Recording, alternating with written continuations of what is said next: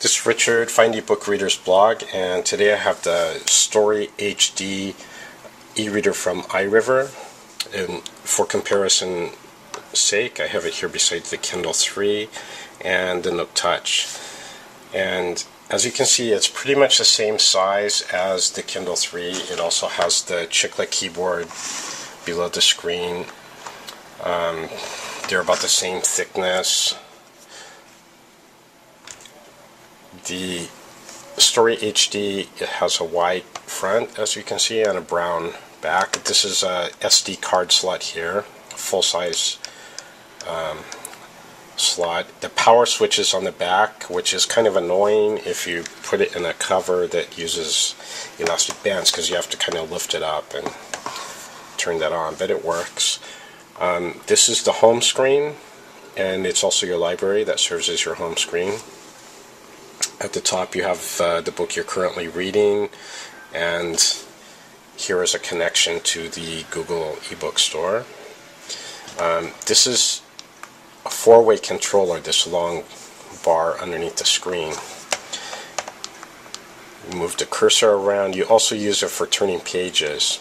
There are no page turning buttons on the bezel on the sides, so that makes for actually some awkwardness if you're trying to hold it in one hand. It's very difficult and awkward to hold this and operate it in your left hand. My hands are kind of big here, but you kind of reach across and tap the end of the page turning button, but sometimes you end up turning the page back rather than forward, which I just did there again. Okay, you can also, if you're holding it in your right hand, you can use these arrow keys down here on the lower right corner. That's much more comfortable actually. But if you need to hold it in your left hand, it's not very good. The keyboard actually is quite good. There's a back key here which works very well. If you jump to a different part of the book, it will step you back until you get to the home screen, and it won't go back farther than that. You can't go back to whatever you were doing before you were last at the home screen, but it actually works quite good. When you're reading, you access your reading tools by hitting this option button, and the menu here is it's grayed out because I've already bought this book, but you can, if you're reading a sample or something, you can buy the book from Google Books. You can go to a page within the book. You cannot search for a word or anything. You also cannot do highlighting or note-taking, but you can add a bookmark. You can view your bookmark list, the table of contents, and you adjust the font size from here. There's also a dictionary. With this e-reader, you don't move the cursor to a word and then it automatically looks it up. What you have to do is click on dictionary here, and then it'll open up a search bar down here where you type in the word you want to look up. And the dictionary it uses is a Collins English dictionary, which is different than a lot of the e-readers use the Merriam-Webster dictionary. Okay, the other thing you can do here is change the font size, and this is something I really don't like about this e-reader. This is the largest font. If you have a vision impairment and you need a large font size, this is as big as it gets on the iReader, on the iRiver. It's not that big. I'll compare it to the Kindle here. With the Kindle,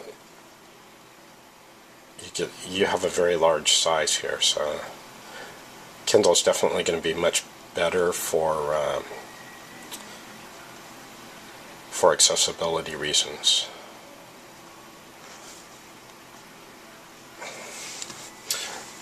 Okay, also you'll notice here that there's not very much difference between the different sizes of font.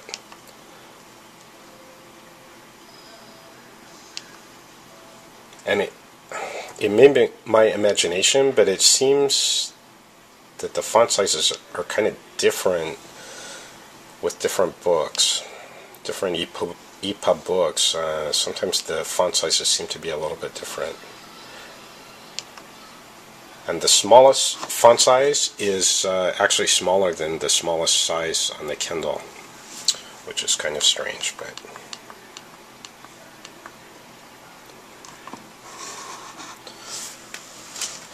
page turning, I'll just do a kind of quick and dirty competition here, but it's very similar to the Kindle 3.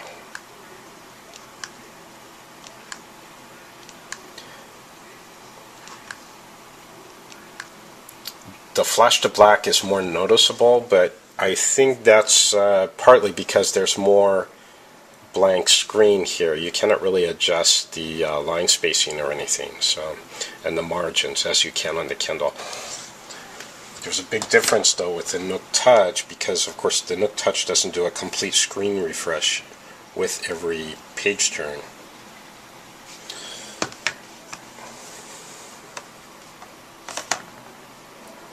You can see the flash to black is much stronger in the iriver.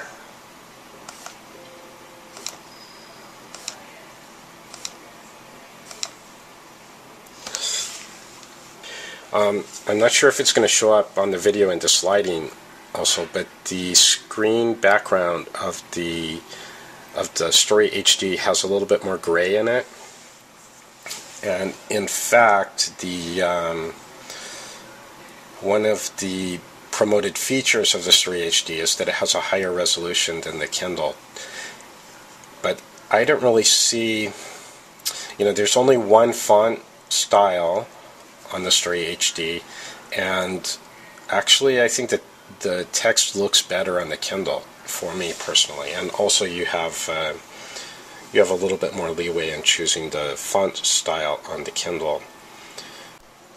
This is a PDF document, and this is the only place where I've really noticed a difference in the resolution. This is a chart, and it has a lot of fine lines in it, and if you look really close, they are a bit sharper on the Story HD. Obviously this is a bit too small to read, but one thing you can do is switch to landscape, and it automatically sizes the page to fit the width of the screen, so it makes it a bit easier to read. What you can also do is zoom in .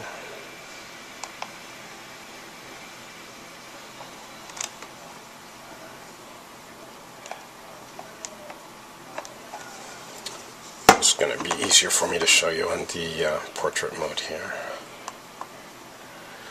Okay.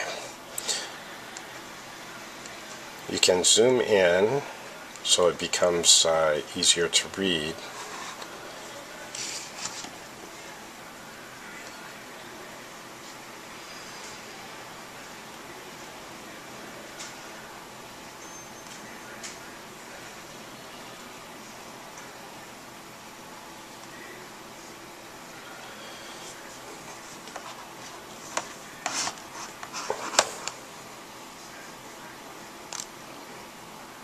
And it looks like I'm at the limit of the zoom level there.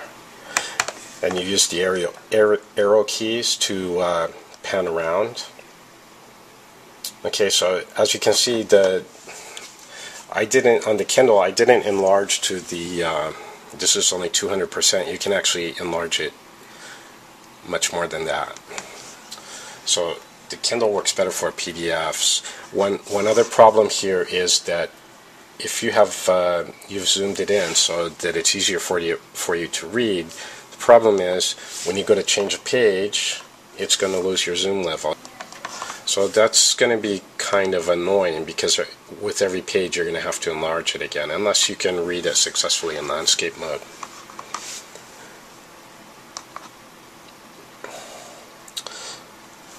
On the whole, I'm finding the Story HD to be a very basic e-reader. If all you want to do is buy books from Google, the Google ebook store, and read them, then it works for that. I think you'd be better off buying, if you want to buy books from Google, I think you'd be better off buying the Nook Touch and slide loading them with Adobe Digital Editions. And this e-reader sells for $139.99 at Target.com. That's the only place you can buy it right now in the US. For that price, I think you could also get the Nook Touch. It's the same price, or you could get the Kindle with special offers 3G, which gives you a free 3G connection, which adds a lot of convenience. I really think you're better off with one of those e-readers. They just have a lot more features and have a lot more capabilities. I just want to show very quickly here one of the problems that comes with having the power switch on the back of an e-reader. This is a Verso cover from Lightwedge. It fits a Kindle 3, a couple of the Sony readers, and it uses elastic straps to hold the e-reader in place, and it actually looks really nice. The color matches that of the Story HD, and it fits well and everything, but the problem is your power switch is underneath here, and you have to lift it up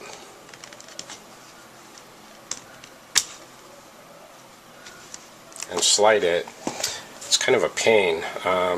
This cover is pretty new, so I imagine as the elastic gets a bit stretchier, it will be easier, but I really think it's a better idea to have the power switch on the edge of the bezel. It makes much easier to find a cover to fit the thing.